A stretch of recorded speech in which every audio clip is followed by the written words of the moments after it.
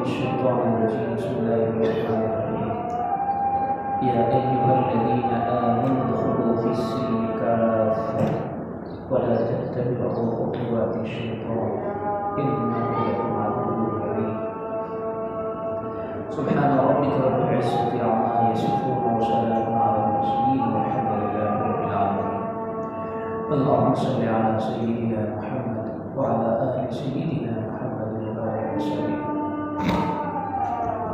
اللهم صل على سيدنا محمد وعلى آل سيدنا محمد وبارك وسلم اللهم صل على سيدنا محمد وعلى آل سيدنا محمد وبارك وسلم قابل احترام بھائیوں بزرگوں دوستوں،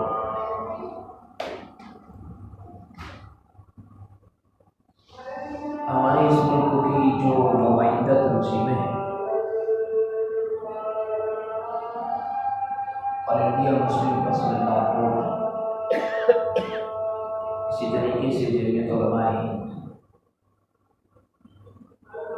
اور جو مرکزی ادارے ہیں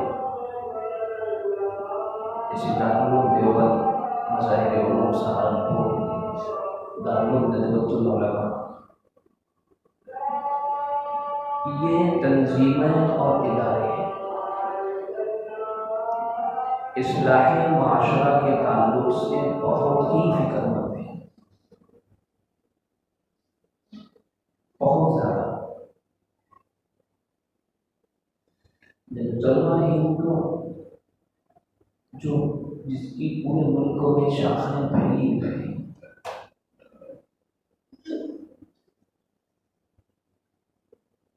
اپنی ساری یونٹوں کو حکم دیا گیا ہے کہ وہ اصلاح معاشرہ کے پروگرام کو ترتیب دیں، گلی سے لے کر دلی تک۔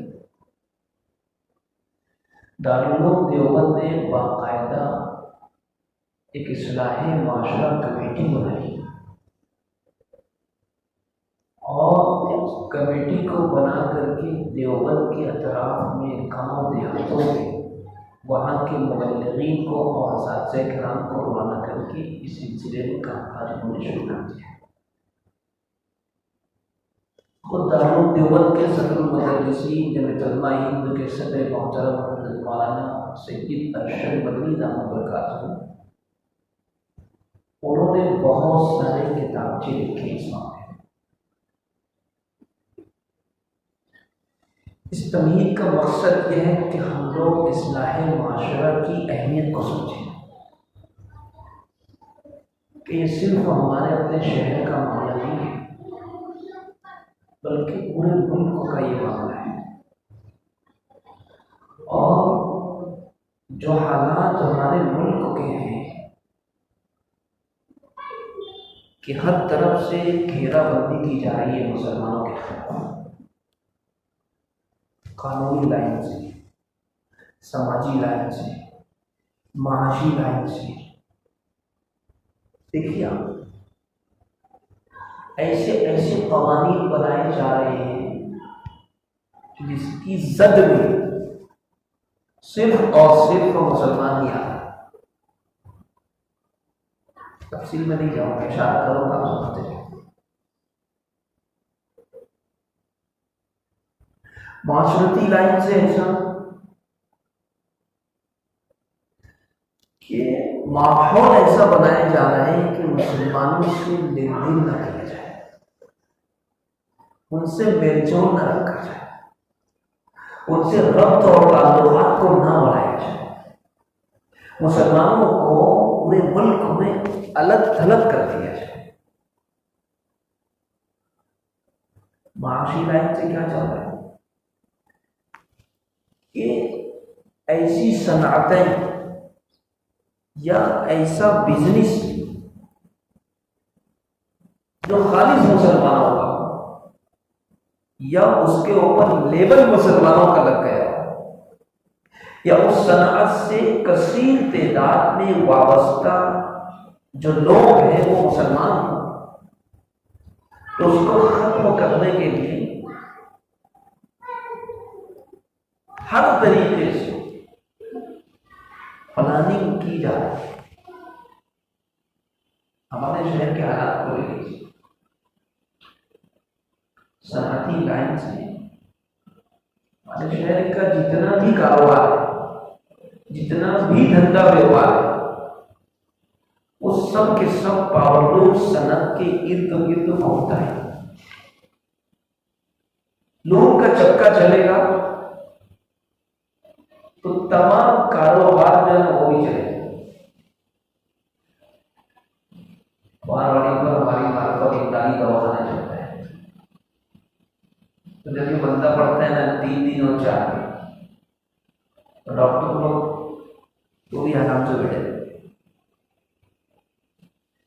بھی۔ جب یہ 7 دن کنٹینیو بند ہوا، میں نے جانا ہوا، میں ڈاکٹر صاحب سے بات کی، ہم کہا کہ وہاں پیشنٹ کا ہو، کیوں کیا ہو؟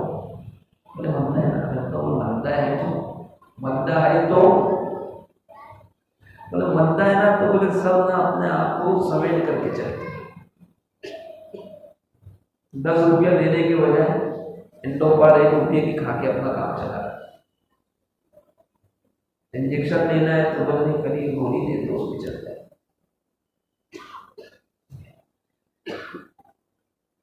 دھندے والوں سے بات چیت ہوتی ہے تو ایک دم صاف بولتے ہیں، بولا ہاں تھوڑا سا بات تو پڑھائی۔ یہ صنعت مسلمانوں کی صنعت گویا کے شہر کے اندر مانی جا رہی، تو اس کو ختم کرنے کے لیے طرح طرح کی سازشیں بنائی۔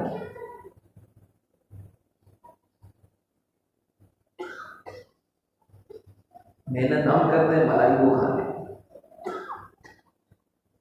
بات دوسری چلی جائے گی۔ لیکن یہ صورتحال ہے، سود کا بھاؤ یعنی کھلی بڑھتا ہوا، ایک سائڈ ہے کھلی بڑھے گا، کم نہیں ہوتا، اور کپڑے کا بھاؤ کھٹا کھٹ کا کھٹا سٹا بازار، یہ صورتحال۔ لیکن اس میں بتا رہا ہوں کہ پورے ملک کے یہ حالات ہیں، ان حالات کے اندر مسلمانوں کو پہلے سے زیادہ اپنی فکر کرنا چاہیے، پہلے سے زیادہ اپنے آپ کو شریعت سے جوڑنا چاہیے تھا، پہلے سے زیادہ اپنی زندگیوں کا جائزہ لینا تھا، پہلے سے زیادہ انہیں اپنے گھر والوں کی، اپنے پاس پڑوس والوں کی، اپنے محلے والوں کی، اپنی سماج کی فکر کرنی چاہیے تھی۔ لیکن جیسے جیسے حالات خراب ہوتے چلے جا رہے ہیں، سنگین ہوتے چلے جا رہے ہیں، ویسے ویسے ہمارے اندر سے احساس بھی ختم ہوتے چلے جا رہے ہیں۔ وائے ناکامی ہوتا ہے کارواں جاتا ہے، کارواں کے دل سے احساس زیاں جاتا ہے کہ کارواں لٹ تو گیا، لیکن اس کے لٹنے کا بھی احساس نہیں رہ گیا، لٹنے کا بھی احساس نہیں۔ ہم اللہ کے گھر سے دور ہو گئے، ہماری زندگیاں سنت سے، شریعت سے، صحابہ کے راستوں سے دور ہو گئی، لیکن ہمارے اندر سوچ نہیں۔ آج تو ہمارے سماج کا اسٹیٹس یہ بن چکا ہے کہ جو جتنا زیادہ چڑنگ باز ہے اس کو لوگ اچھا سمجھتے ہیں، جو چونا لگا کر کے نکل جا رہا ہے لوگ اس کو بہت بہترین سمجھتے ہیں، دانشور سمجھتے ہیں، عقل مند سمجھتے ہیں، مائنڈیڈ سمجھتے ہیں۔ جو چور ہے، اچکے ہیں، بدماش ہیں، ایسے لوگوں کو لوگ بڑھاوا دیا۔ جو سیدھے سادے ہیں، جن کا شریعت سے تعلق ہے، جن کا مسجدوں سے ربط ہے، ان کو لوگ اہمیت دیے۔ یہ حالات ہے اور ہمارے سماج میں اور ہمارے معاشرے میں ایک تو برائی نہیں رہ گئی، ان گنت برائیاں پھیلتی چلی جا رہی۔ کون کون سی ایسی برائی ہے کہ علماء کرام اس کے اوپر روٹی رکھ کر کے بتائیں، نشاندہی کرے، کوئی روکنے ٹوکنے کو تیار نہیں ہے، کوئی بھی روکنے ٹوکنے کو تیار نہیں ہے غلط ہوتا ہوا دیکھ کر کے، اور ذمہ داری کے ساتھ یہ ڈیوٹی ادا کر رہا ہوں۔ اور غلط کام کرنے والا دھڑلے سے غلط کام کر رہا ہے اور اس کو کسی کا بھی ڈر اور خوف نہیں، اور آگے چل کر کے وہ غلط کام کر رہا ہے اس کے اوپر وہ مصر رہتا ہے، ہٹر رہتا ہے، اس کو کوئی منع نہیں کرتا۔ کوئی منع کرتا ہے تو یہ الٹا اس کے اوپر چڑھائی کرتا ہے۔ منع کرنے والے کو لوگ الگ نگاہوں سے دیکھنے لگ رہے ہیں۔ یہ حال ہے ہمارے یہاں، میرے ساتھ یہ خود واقعہ پیش ہے۔ میں جا رہا تھا ایک روڈ سے،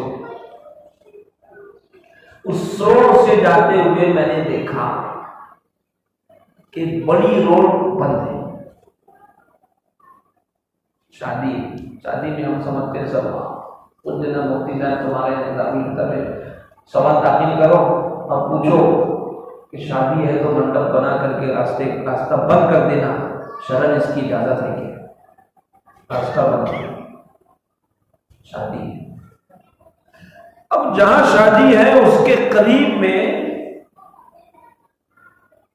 مکان ہے، تو مکان والے نے اپنے گھر کے آنگن میں 4 ویلر کی پارکنگ، 4 ویلر کو ایک پارک کیا تھا، اس نے کھڑی کیا، وہ تقریباً 15 فٹ آ گیا۔ اس کے بازو میں ایک رکشے والا ایک دم آرام سے لا کر کے کھڑا ہے۔ کوئی رکشے والا ہوگا، معاف کرنا، وہ لا کر کے کھڑا کر دیا اس کو۔ اب وہ کیا ہو گیا، اتنا جو راستہ تھا یہ ایک سائڈ کا اس نے پورا چھین لیا، دوسرے سائڈ سے لوگ آ بھی رہے جا بھی رہے، جام بھی لگا تھا۔ اب میں جب گھسا وہاں پہ میں نے ہاتھ میں دیا اس کو، وہ تو چونکہ کھڑا ہے سنو نہ نہیں آگے بڑھنا، اس کو رک کر کے بولا بھائی صاحب بیچ میں کھڑے ہیں، اب کہاں کھڑے ذرا وہ تو دیکھو۔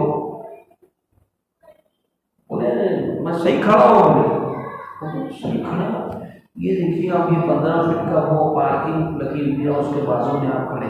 بولے جو اتی کرمن کیا اس کو گھر والوں کو جا کر کے بولے میں تو 10-15 منٹ کے لیے خالی کھڑا ہوں یہاں پر، میں میری روزی روٹی کے لیے کھڑا ہوں، اب چلا جاؤں گا۔ بولے میں نے کہا بھائی آپ کیا بول رہے ہیں، ذرا سوچو تو۔ اس نے چڑھائی کر دیا میرے اوپر، تم یہ لوگوں کو تکلیف دے کر کے یہ تو دھندا بیوپار کر رہے ہو، یہ شرن جائز ہے ناجائز ہے، ذرا پوچھ لینا کسی سے جا کر کے۔ تو وہ الٹا میرے کو چڑھ گیا، کیا بول رہے مولانا، کیا بول رہے مولانا، میں پر گاڑی لگا نکل گیا، مولانا ان سے بحث کر رہا تھا۔ یہ صورت حال ہے، یہ ایک مثال، ایسی آپ دیکھتے جائیں اور چلتے جائیں کرتے جائیں، کسی کو کوئی روکنے ٹوکنے والا نہیں ہے، بڑھتی چلی جا رہی ہے برائیاں، کوئی بولنے کو تیار نہیں ہے، کوئی سننے کو تیار نہیں ہے، کوئی سمجھنے کو تیار نہیں ہے۔ ہاں 15 سے 17 سال کی عمر کے نوجوان بچے، ان کے اوپر کسی کی لگام نہیں ہے، یہ نہ اپنے باپ سے ڈرتے، نہ اپنی ماں سے ڈرتے، نہ خاندان کے کسی بڑے بزرگ سے ڈرتے، نہ محلے کے سرکردہ افراد سے ڈرتے، نہ مسجد کے امام کا احترام کرتے، کسی کا احترام نہیں کرتے۔ بس اونلی ون ان کے دل کے اندر یہ ہوتا ہے کہ بس میں اور میری گاڑی اور میرے دوست اور میرا اسٹیٹس اور میری آرائش اور زیبائش، اور میں جو کروں وہ اچھا، میں جو کروں وہ صحیح، دوسرے جو کریں وہ سب کریں۔ یہ صورت ہے میرے دوستوں، یہ حالات ہیں ہمارے شہر۔ ان حالات کے اندر ابھی جو واقعات جو چل رہے ہیں، خودکشی کے واقعات بھی بہت زیادہ ہو رہے ہیں۔ خودکشی اس کے معنی ہوتے ہیں اپنے آپ کو مارنا۔ ارے بھائی ہم جس مذہب کی جس شریعت کے ماننے والے ہیں، اس لیے تعلیم ان مع العسر یسرا، تنگی کے معاً بعد آسانی ہے، فوراً آسانی ہے۔ حالات ہیں ابھی، اس کا مطلب یہ ہے کہ آسانی آنا ہی آنا ہے۔ اندھیرا ہے تو صبح ہونا ہی ہونا ہے۔ رات جتنی تاریک ہوگی، رات جتنی اندھیری ہوگی، صبح اتنی ہی زیادہ روشن ہوگی۔ ڈپریشن کا لوگ شکار ہو کر کے اپنے آپ کو ختم کر لیں. مسلمان کو خوشی. یہ واقعہ بہت تیزی کے ساتھ بڑھتی چلے گا اور یہ سمجھ رہا ہے تو خوشی کرنے والا کہ میں نجات پا جاؤں گا. نہیں نجات نہیں پائے گا. ارے یہ تو بہت خطرناک تکلیف میں آ جائے گا. ارے دنیا کی زندگی چند روزہ آخرت کے مقابلے. علی قیامت کا جو دن ہوگا وہ 50,000 سال کا ہوگا. کانا مقدار وہ 50,000 سال. 50,000 سال کا صرف اور صرف قیامت کا ایک دن ہوگا. دنیا کی زندگی 60 یا 70 سال کی زندگی. حالات آدمی کو کتنے دن رہتے ہیں؟ مہینہ ہوا 15 دن اور اس کے بعد عادت پڑ جاتی ہے. اور سوچتے تم اتنی پریشانی میں کیسے تھے؟ بولے عادت پڑ گئی ہے. عادت پڑ جاتی بھی یہ حال. اور کیا کر رہے خوشی کر رہے اور یہ سمجھ رہے کہ بھائی ہم جو ہے خودکشی کر کے ہے نا ہمیشہ کے لیے ہم چین اور سکون پا گئے. نہیں، یہ ہمیشہ کے لیے اس نے اپنے آپ کو نقصان میں ڈال دیا ہے. حدیث پاک کے الفاظ ہے اگر کسی بندے نے اپنے آپ کو پہاڑ سے گرا کر کے مار ڈالا قیامت تک کے اس کو ہمیشہ یہی عذاب ہوتا رہے گا. ہمیشہ کہ وہ چڑھے گا پہاڑ پر اور وہاں سے گرے گا مرے گا پھر زندہ ہوگا پھر چڑھے گا پھر گرے پھر چڑھے گا پھر گرے پھر چڑھے گا.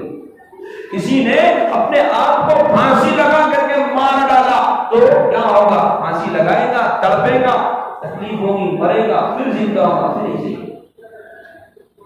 یعنی جس نے جیسے اپنے آپ کو مارا وہ ویسے ہی رہے. یہ سمجھ لیجیے. اور کشید بڑا خطرناک گناہ ہے. کیوں؟ یہ جسم ہمارا نہیں ہے. یہ ہاتھ، یہ کان، یہ پیر، یہ دل، یہ دماغ، یہ ہمارے جسم کے سارے اعضاء ہمارے نہیں ہیں. یہ ہمارے نہیں، یہ اللہ کی امانت. تو خوشی اس کا حل نہیں ہے میرے دوست. تو خوشی اس کا حل نہیں. تو خوشی کے بہت سارے اسباب ہیں.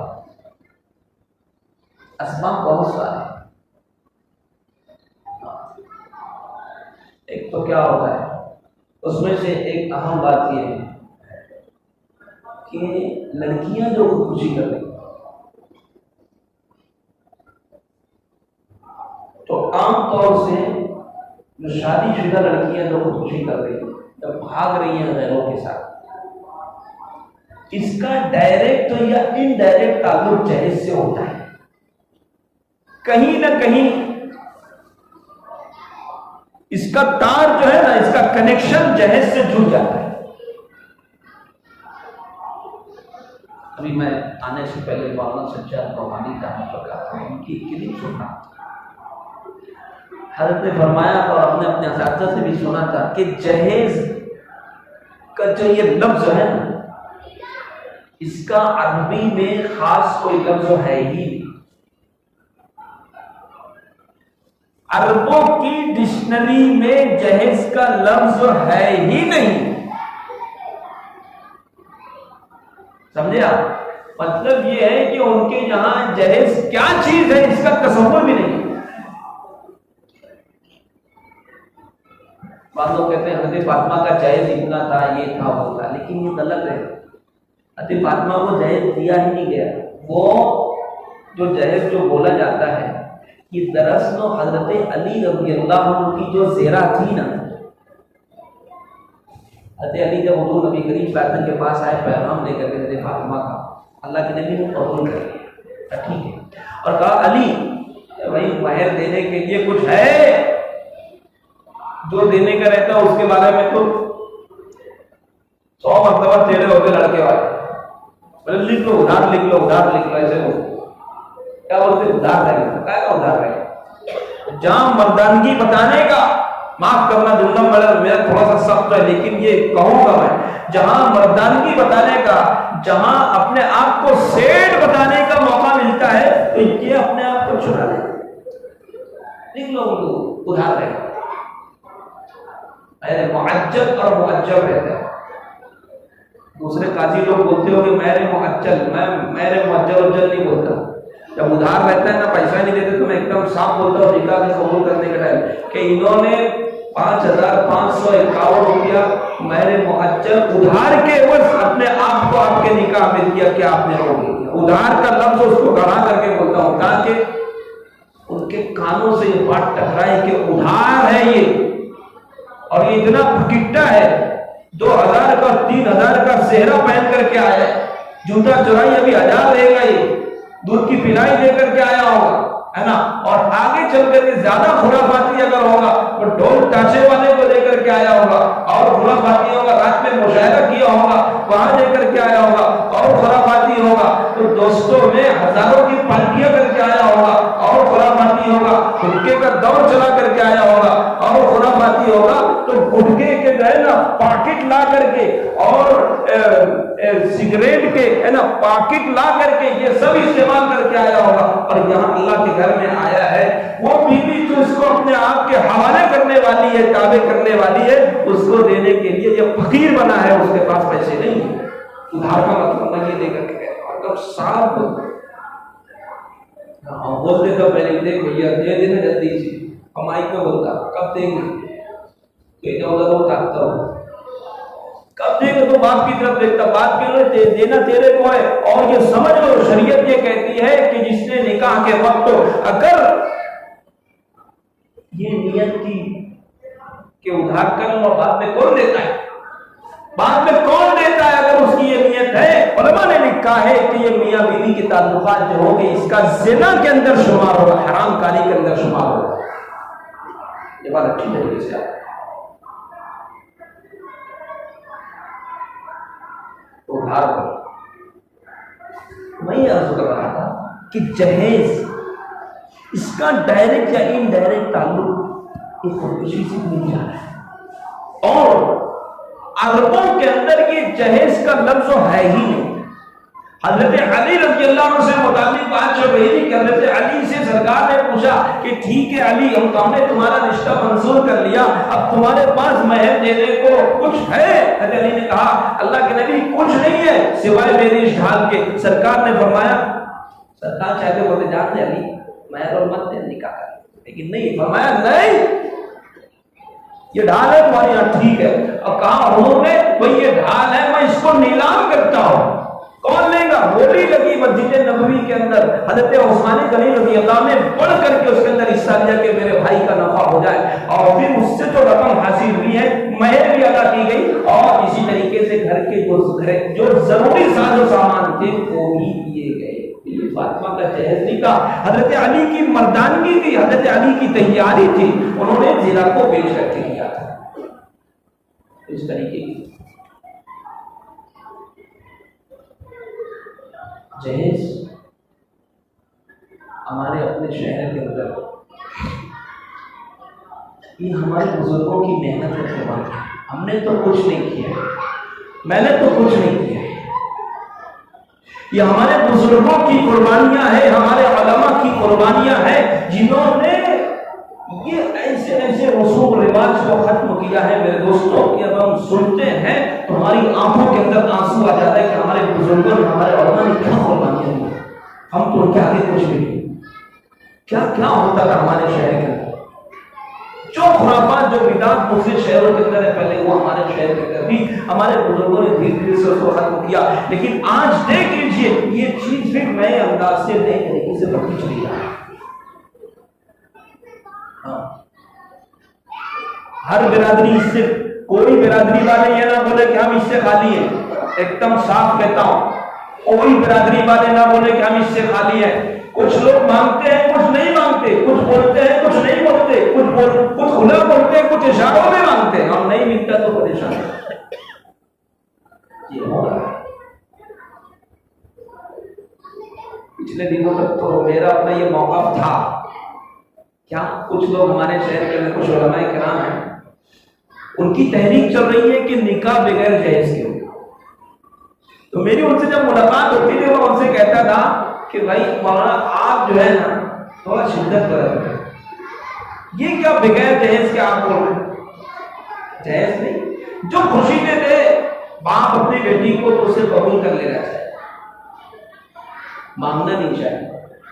لیکن وہ کہتے تھے کہ نہیں یہ دے بھی تو نہیں لے دے، بغیر جہیز کے نکاح ہونا چاہیے. لیکن ابھی جو حالات پیدا ہو رہے ہیں تو تھوڑا سا میرا بھی بالکل ہونے لگا ہے کہ نہیں وہ تو صحیح ہے، موقع بالکل صحیح ہے.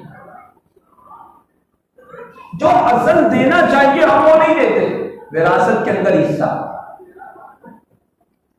وراثت کے اندر حصہ جو دینا چاہیے وہ نہیں دیتے ہم لوگ، جو دینے والی چیز. اور یہ ساری چیزیں ہو جاتی. کیا کیا خلافات ہو گئی ہمارے شہر کے اندر. شادی سے پہلے کتنے مسائل ہو گئے دیکھنے کے. ابھی تو معاف کیجیے گا، اللہ رب العزت نے تھوڑا سا کچھ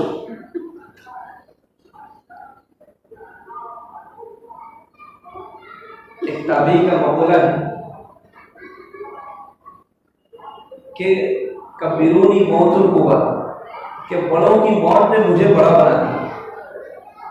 بڑے مرتے چلے گئے تو اس کی جگہ چھوٹے آ گئے.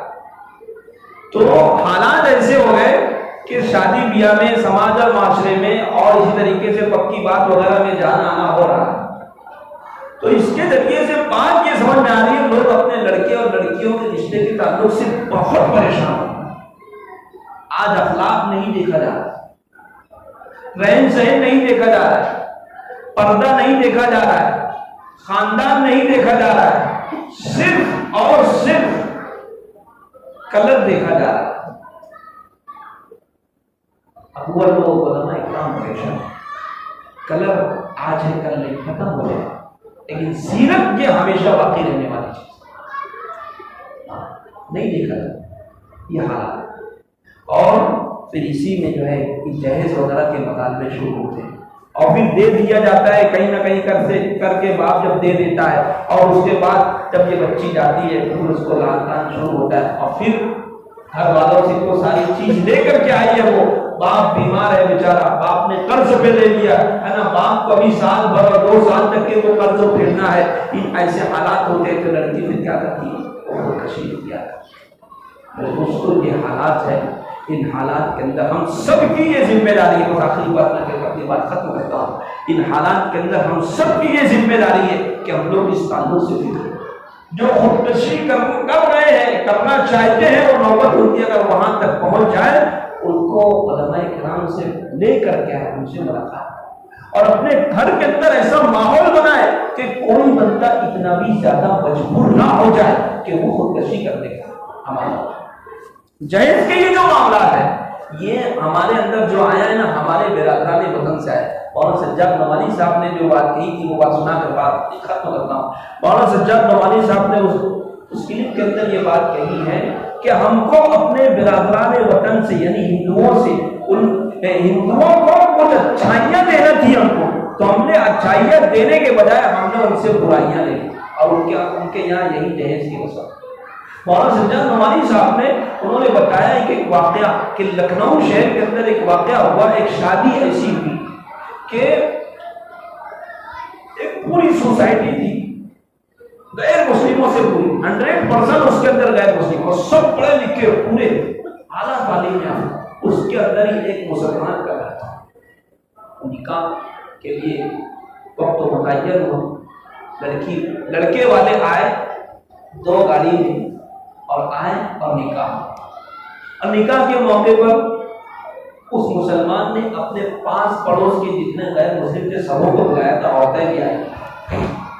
نکاح کھانا بھی نہیں، بس آئے، نکاح ہوا. نکاح کے بعد چائے بسکٹ دی گئی، توازن ہوئی، اور وہ لڑکی کو لے کر کے چلے. آئے، نکاح ہوا، چائے بسکٹ سے ناشتہ ہوا، لڑکی کو گاڑی میں سوار کرائے اور چلے گئے. اس کے بعد گھر کے اندر جو مستورات تھی، جو ہندوؤں کی طرف سے جو آئی تھی، تو انہوں نے پوچھا وہ مسلمان لڑکی کی ماں سے کہ نکاح ہو گیا، شادی ہو گئی، بدائی ہو گئی، لڑکی چلی گئی؟ بولے ہاں. بولے پھر اور کچھ نہیں؟ بولے جہیز بولے کیا پہلے تم نے ٹرک پر بھیجا دیا کا؟ نہیں بولے ایسا کچھ نہیں، ایسا کچھ نہیں ہوا ہے۔ بولے ہم نے کچھ بھی نہیں دیا ہے، کچھ بھی نہیں دیا ہے، صرف اور صرف ہم نے لڑکی دیا۔ آپ لڑکے والے یہ تو سوچیں، یہ 18-20 سال تک کے جس باپ نے اپنی بیٹی کو پالا ہے، میری ایک بچی ہے، مگر میری بچی کو دیکھتا ہوں جب وہ سوتی ہے تو بار مرتبہ جب میں دیکھتا ہوں تو میری آنکھوں سے آنسو چالے جاتے ہیں کہ اس بیٹی کو میں اتنے کہنا چاہیے کہ لگن سے پال رہا ہوں، کل یہ بیٹی جانے والی ہے کسی کے ساتھ، بیٹی جگر کا ٹکڑا ہے۔ جب باپ اپنی بیٹی کو اپنے جگر کا ٹکڑا نکال کر کے دے رہا ہے تو کیا اس کے ساتھ وہ جہیز بھی دے، وہ لاکھوں روپے کے سامان بھی دے گا، اور اس کے بعد اگر اس کو کم مل گیا تو پھر وہی پھول جیسی بیٹی کہ گھر کے اندر کبھی اسے کوئی ڈانٹتا نہیں، کبھی اسے ڈپٹتا نہیں، وہ بیٹی کہہ دیتی ہے ابو مجھے یہ چیز چاہیے، باپ کچھ بھی کر کے، بھائی کچھ بھی کر کے اس کے لیے یہ ساری چیزیں کر دیتے ہیں، اور یہ بیٹی جب جا رہی ہوتی ہے تو لاکھوں کا جہیز دے کر کے جاتی ہے، صرف اس لیے وہ ماں باپ دیتے ہیں تاکہ ہماری بیٹی خوش ہو جائے۔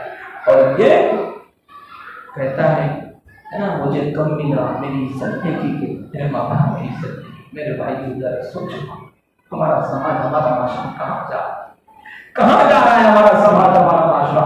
مولانا سجاد نعمانی صاحب نے کہا کہ جب اس لڑکی کی ماں نے یہ بات کہی کہ بیٹی اب ہمارے یہاں جہیز نہیں دیتے، بات ختم ہو گئی، اور لڑکی گئی، کوئی مسئلہ نہیں، کوئی لین دین نہیں، تو وہ برہمن کی بیٹیاں کہہ رہی تھی، وہ برہمن کی بیٹیاں کہہ رہی تھی کہ کاش ہم بھی کسی مسلمان کے گھرانے کے اندر پیدا ہوتے، کاش ہم بھی کسی مسلمان کے گھرانے کے اندر پیدا ہوتی۔ اس لڑکی کی ماں نے، مسلمان لڑکی کی ماں نے کہا بیٹا کیا ہوا؟ کہا کہ ہمارے یہاں تو مسئلہ ایسا ہے کہ ہم جب سے پیدا ہوتی ہیں اس وقت سے لے کر کے ہماری شادی تک کے ہمارے ماں باپ ہمارے گھر کے اندر گھل کر کے مر جاتے ہیں، گھل کر کے مر جاتے ہیں، ہے نا۔ پہلے تو رشتے کا ہی معاملہ ہوتا ہے، بڑی مشکل سے حل ہوا، اس کے بعد پھر ہے نا خوب جہیز دینا ہوتا ہے، یہ حالات ہو جاتے ہیں۔ مولانا سجاد نعمانی صاحب نے، اور میں نے مولانا ولی رحمانی صاحب کی زبانی بھی اس بات کو سنا تھا کہ مسلمان لڑکے اگر یہ طے کر لیں کہ ہمیں بغیر جہیز کے نکاح کرنا ہے، مسلمان لڑکے اگر اس بات کو طے کر لیں کہ ہمیں بغیر جہیز کے نکاح کرنا ہے، ہمارے برادران وطن کی جو لڑکیاں ہیں وہ مسلمان لڑکوں کے ساتھ اپنے نکاحوں کو پسند کرے گی۔ لیکن میرے دوستو آج آپ دیکھ لیجئے حالات کیا ہے، ہماری بہن بیٹیاں، ہماری عزت، مسلمانوں کے گھروں کی بیٹیاں یہ غیروں کے ساتھ بھاگ رہی ہے، غیروں کے ساتھ جا کر کے ان کے اپنے رسم و رواج کے مطابق مندر کے اندر ساتھ دینے کا چکر لگا کر کے وہ اسلام کو خیرباد کر کے ایک غیر مسلم کے ساتھ اپنی ازدواجی زندگی کو شروع کر رہی ہے۔ یہ کیا ہو گیا ہے مسلمانوں کے سماج اور مسلمانوں کے معاشرے؟ میں اپنے نوجوان دوستوں سے جن کی شادی نہیں ہوئی، میں ان سے عرض کروں، ان سے درخواست کروں گا کہ وہ اس بات کا عزم کریں کہ میں انشاءاللہ نکاح کروں گا تو بغیر جہیز کے نکاح کروں گا۔ بولو انشاءاللہ۔ آپ لوگ مت بولو، جن کی ہو گئی وہ مت بولو، ہاں ڈبل ہو جائے گی۔ جو سرپرست حضرات ہے وہ بھی اس بات کا تہیہ کرے کہ میں بھی اپنے بیٹے کا نکاح کروں گا تو انشاءاللہ بغیر جہیز کے نکاح توازن کرتے ہیں انشاءاللہ۔ ہاں انشاءاللہ اگر ہم عزم کریں گے، ہر آدمی اپنی ذات سے کوشش کرے، میں اپنی ذات سے، آپ اپنی ذات، چراغ سے چراغ چلے، یہ نہیں سوچا دے بڑے سماج کے اندر یہ ہو کون کیا کر رہا ہے اس کو جانے دو، میرے کو اپنی فکر کرنا ہے، اور میری اپنی ذات کے ذریعے سے، میری اپنی ذات کے ذریعے سے اگر ایک کا بھی فائدہ ہو گیا اللہ کے یہاں قابل قبول ہے۔ اگر ہم یہ سمجھے اندھیرا ہے کیوں لائٹ جلانے کا، ایک دم اندھیرا ہے، ایک ماچس کی تیلی بھی ہوتی ہے وہ پورے کمرے کو، پورے ماحول کو منور کر دیتی ہے۔ میرے دوستوں ایسے ہی بس عزم کا ارادہ، اس ہفتہ شہر کے اندر ساری مسجدوں کے اندر یہی آواز لگائی جا رہی ہے کہ خودکشی کا ماحول جو بن رہا ہے اس کو ختم کیا جائے، اور اس کے بہت بڑے اسباب میں سے ایک اہم سبب یہ جہیز کا معاملہ، اس لیے اپنے سماج اپنے معاشرے کو بچائے۔ میں نے کوئی زیادہ وقت لے لیا، میں اللہ سے بہت بہت معذرت کرتا ہوں۔ اللہ رب العزت جو باتیں کہی گئی مجھے بھی آپ سمجھا کر اس کو عمل کرنے کی توفیق نصیب فرمائے۔